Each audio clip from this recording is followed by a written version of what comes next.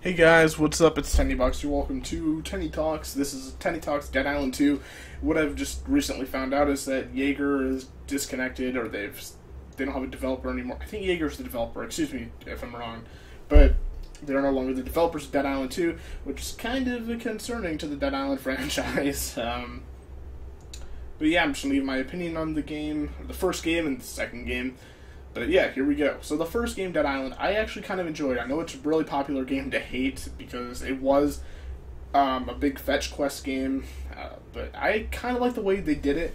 I really liked the leveling system, and I liked the fact that you could hop online with friends. That's what I did most of the time. I played through with my friend Alec probably 3 times, my friend Jacob once or twice. So I have at least like 5 experiences playing the campaign with my friends. I believe I beat it once solo, or at least most of the game solo. I think I got up to the prison or something, and then my friend got on, and then we beat that. I'm not even counting that as a playthrough with my friend, but excuse me. It was just a lot of fun to play with friends, I felt like, but it got boring solo. So yeah, my first thought on the game, I'd probably give it a 6 out of 10. I really liked the questing in it. Like, I really like how you just like pulled out the piece of paper or whatever, got the quest, went to go kill somebody or whatever, do the quest or whatever, the mission. Then you get rewarded, and there was actually a glitch that I had where it was like my third Let's Play, not Let's Play, but my third playthrough with my friend Alec. I just got this like glitched out weapon where it was like my pet special all the time, so I was instantly killing things, and it was awesome, and I felt like a god. But that's besides the point. Dead Island Riptide was kind of a disappointment. Actually, I'm not gonna lie or get around this. It really was a disappointment. I didn't play with my friends on that one. They never bought it, but it was just it wasn't even fetch quest. I felt like I never beat it. I went a few missions in, watched some cinematics on YouTube, watched the ending on YouTube, and then I was like, there's not much here. I'm just gonna wait for the next Dead Island if they ever make one. But yeah, I kind of left the franchise after that alone. Just because, well, that was really all there was. No, there wasn't. There was that other Dead Island game that was really, I got like one of the worst video games of all time reviews. I can't remember. It was Dead Island something. There was a MOBA. I really liked that one. My friend Paul and I played that a while ago. Excuse me. That got really fun, but it got repetitive. There wasn't like there was no point in leveling up. I felt like, if I remember correctly. Like, we hit, like, level 5 or something, and there was nothing. You could literally unlock nothing else in the game, or, like, there's really no point to doing the same out over and over and over again for experience and levels that don't do anything, so, well, pretty much every story of Call of Duty. I'm just kidding. But, so, yeah, we stopped playing that. It was probably, like, a good, like, 4-day experience, maybe. Probably less than that, actually. It was probably, like, 2 days of just that. I apologize for not knowing these titles. It was Dead Island something. It was the MOBA. It's on Steam, actually. You can go download it right now. It's free, which is surprising for Dead Island. And then there was that one, I don't even know. It was like the beat-em-up game or something. It was Dead Island.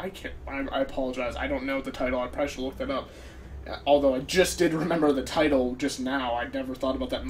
This is my second time recording the commentary, because the last time I didn't have OBS recording my microphone correctly, so I made like a 5-minute commentary with nothing there. So yeah, that's kind of awkward.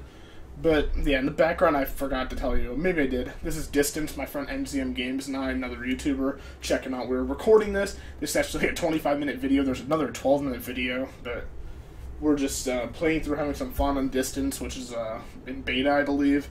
Not all the campaigns done. We beat the entire campaign in like an hour. Excuse me, just taking turns, and it was pretty fun. I hope they go somewhere else with the game. Not somewhere else. I hope they actually finish is what I'm trying to say, because it looked like a lot of fun. It's his game. We just played on my PC, but that's besides the point. Dead Island. Back to Dead Island, right? So Dead Island, I would probably give a 6 out of 10. Dead Island Riptide, probably 3 out of 10. The MOBA, probably 5 out of 10.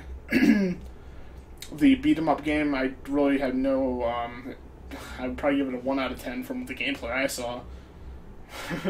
But yeah, yes, Dead Island did have a lot of repetitive gameplay. It did have a lot of, like, weird glitches. It had problems with it, yes. Was Dying Light better? Probably. I don't know. I never played Dying Light. From what I saw of it, it looked like a more serious title to play on than Dead Island. Dead Island just seemed more arcadey. Arcadey, that's a word. Arcade-like. And just the gameplay footage that I've played through and seen on Dying Light, excuse me.